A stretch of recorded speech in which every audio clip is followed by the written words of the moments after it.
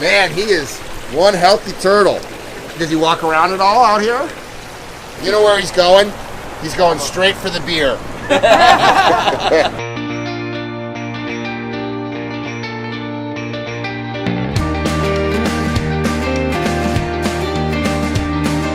This was a turning point, one of the turning point jobs in my business. This type of job was taking what is a typical back screen lanai in Florida that has a pool in it. But I started seeing how horrible the pools were being put in, and talking to the homeowners afterwards when I'm doing landscaping, they're like, we went through all this and we're not even going to use that stupid pool, you know? So I came up with the idea of putting a koi pond, maybe an outdoor kitchen, some landscaping in there, just making a usable space for them. That's why we don't do a ton of ponds, and our ponds aren't that big because we're limited with our space. As you saw, most of our projects are pretty small areas, but we're still getting them to go and have a destination in their yard, and we're creating a vibe and a feeling.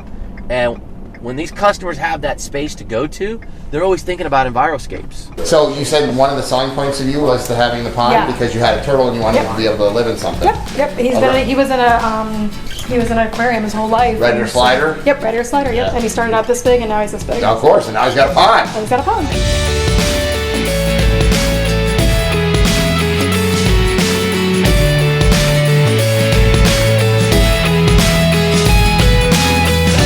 Wow, that looks fantastic. What's his name? Kika. Okay. Well, that's not a Red Deer slider. It is, but it's some faded color. Wow. That's cool. Greg, this is the last pond that I actually physically built. Okay, so it's not the best, but Yeah, you know. exactly. So this was 5 years ago, was the last time you built a pond? No, 7 or 8 years ago, Greg. Hey, buddy. Ah. Yeah. Ah. Man, he is one healthy turtle.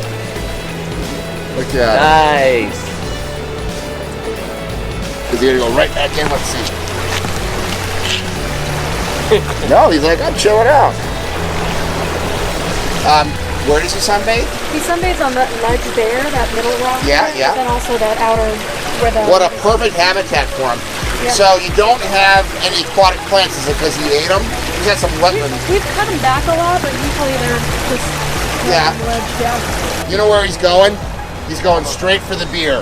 Yeah, I didn't fix that. Outdoor fruit. We have the best clients in the world.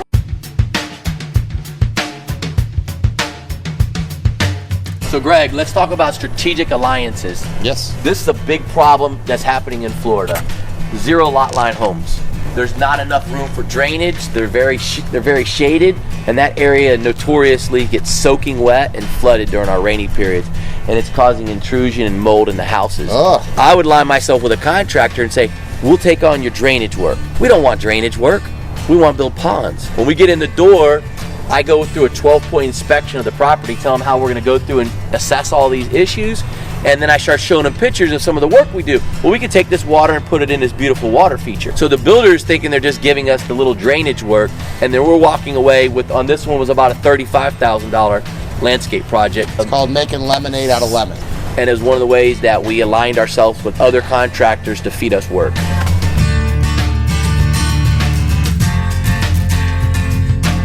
This is a little pond. It's a unique pond. It's like on a wood deck. These customers are older customers, and they just love Jared. He basically talked them into putting a pond on the back of their patio.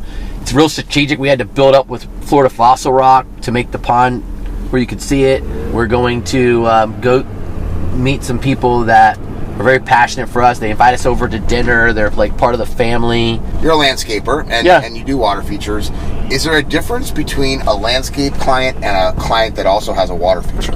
Yes. I feel like you're creating a go-to space for them, and when they go to that space, there's a feeling that they get from that space, and you've helped to create that.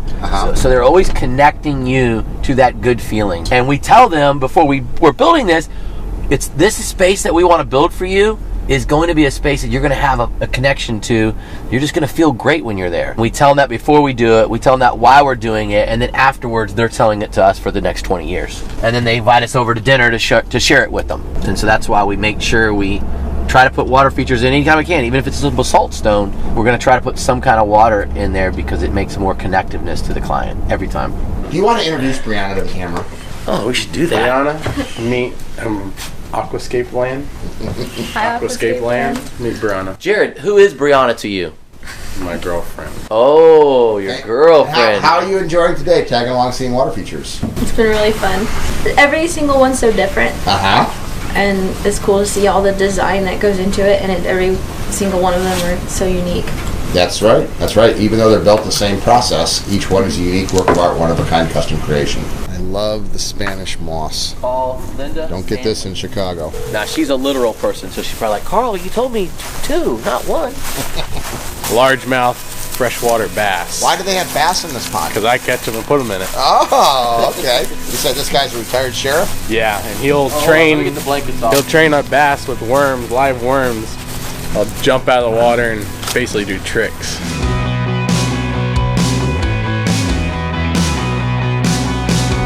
The best part I would say they like about it is all the wildlife. They had a red-tailed hawk on the cypress knee that's sticking out of the water over there, dipping its wings down, throwing water up, and just having a heyday. This one was pretty unique. We had to attach the liner to the actual wood deck so we could bring the water level up as high as possible. This was originally another seating straight across Bench, here. yeah. And right where you are is another bench also. So we tore all that down. And then we had about 4 feet of elevation change, which is really nice. We don't get much elevation in Florida.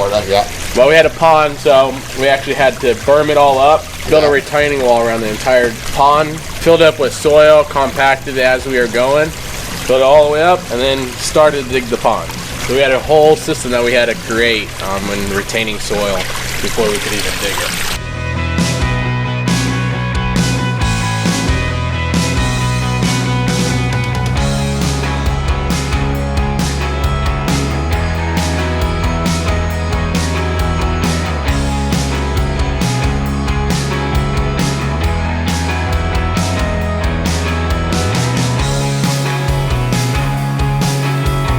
You know, one thing, look out here, Greg. Look at this. This is called sunshine.